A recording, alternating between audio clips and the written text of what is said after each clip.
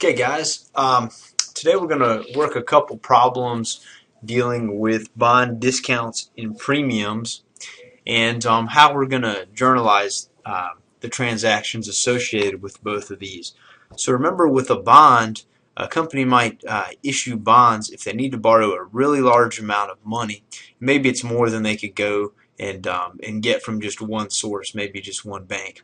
So generally, the way it works is the company issues the bonds, and they get the money or the proceeds from the bonds, and then they have access to that amount of money to do whatever it is that they want to use it for. Maybe it's building a new factory or expanding a product line or whatever. They get the money, and then they're not going to have to make any payments of the actual amount they borrowed until the debt matures. So maybe that's 20 years or 30 years or 10 years or 15. And in the meantime, all they're going to have to do is make interest payments. So they borrow the money, they get the money, they make interest payments, and then at the very end they repay the amount of money that they actually borrowed. Okay, so that's kind of different from what you might be thinking about. If you have a mortgage on your home, for example, each payment, part of it is principal, which is the amount that you borrowed, and part of it is interest. That's not the case with most bonds. Okay, so that being said, let's take a look here. You might want to pause the video for a second and take some notes down here, but you can see that we're talking about $24 million of debt here. And this is going to span 20 years. The contract rate, the interest that the company here, Bliss Industries, is agreeing to pay is 11% on these bonds, and the market rate is 14%. So we are offering a deal of we're saying, hey, if you loan us money, we'll pay you interest of 11%. But pretty much the going rate elsewhere, if you were to lend somebody else money, you could get 14%. Okay, so when that happens, our rate is not as good as what people could get elsewhere. Therefore, in order to make everything equal out, we have what's referred to as this bond discount. So the people that are lending the money collectively, all the people that purchased bonds, have essentially lent the company $19,200,577, and when they are repaid, they're going to be repaid collectively $24 million. Okay, so take a second here, pause the screen, scribble down any points that you might want to, or heck, you could even do a print screen and print this out. Okay, so you can see the solution that we have here to this problem over here. Now, I've pulled this up for us. And so, so basically, like I said before, the company, Bliss Industries, is going to have to repay $24 million later down the road, right? It says in 20 years.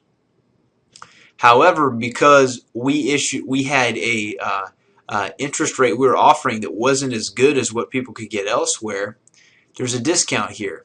And so we're only going to get $19,200,577 in proceeds here. So we're only getting this much in cash. So you have to calculate the difference between the two, and the difference between the two will make the debits equal this one credit. So we can see here we're short by this $4,799,423 amount, and that is our discount on bonds payable. Okay, and now we're going to amortize this, or we're going to spread this out equally over all of the payments that are made to the bondholders when it's time to cut them a check for $1,320,000. Now this isn't going just to one person, this is going out to all of the different bondholders. But with each of those payments, now remember, this was if you go back and look, it states that this is a 20-year bond, and it says that the interest is paid semi-annually. That's very common with bonds, so that means semi-annually means twice a year. Okay, and so we're going to essentially take this discount and we're going to divide it by, you can see right here, we're going to divide it by 40 because we have 20 years but twice a year. So 20 times 2 gives us 40. So we're going to spread this out, and 1/40 of this is going to show up each time we make a payment to people here for the interest rate or the interest on those bonds. So how do we come up with this $1,320,000? Well, remember, we have $24 million that we have to repay, and this is at an 11% interest rate, correct? So if we multiply 24 million times 11%, we get $2,640,000. That's the amount of interest we're going to have to pay for the entire year. But we're going to pay it every 6 months, so we're going to pay it twice a year, right?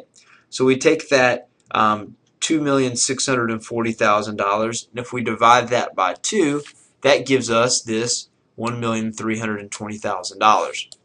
So we know how to calculate this now. We just simply multiply the interest rate times this, and then we divide it by 2, and that allowed us to come up with this number. We were able to calculate this number here, the amount of discount that's going to be amortized, by taking the, like I said, taking the amount of the discount and spreading it over the life of the bond, and it's going to mature in 20 years. So we divided that by 40 because it's going to be paid interest semi-annually.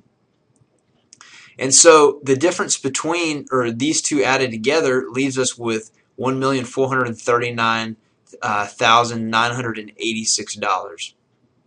Okay, so we can see here this discount effectively works to increase our interest expense, right? And if we had issued these guys at par, if our rate, our contract rate, had been the exact same as the market rate, there wouldn't have been a discount. We would have received $24 million and we would be repaying $24 million, and then our interest expense would have been the same as this number right here. But because we have to amortize this discount, we can see it worked to, in essence, increase what our interest expense is. Remember, the interest expense shows up in the financial statements, right? I'm sorry, on the income statement specifically. We're going to be slowly getting rid of this discount. Notice we created the discount with a debit, and we're slowly whittling away with each time we make this interest payment. We're going to credit it, and at the end of the 20 years, this is going to equal. There's going to be 0 for the discount. Okay. Now you can see here for the next payment. So this first one, it says the first payment is going to be on December 31st, 2012. And this is on June 30th, 2013. So this is all the interest expense related to 2012, right? And this is 2013.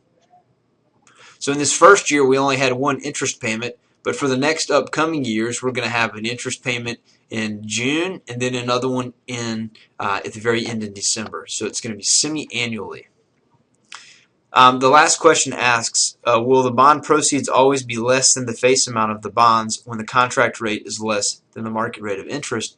And the answer to that is yes, right? Investors will not be willing to pay the face amount of the bonds when the interest payments they will receive from the bonds are less than the amount that they could receive from investing in other bonds. It just makes sense.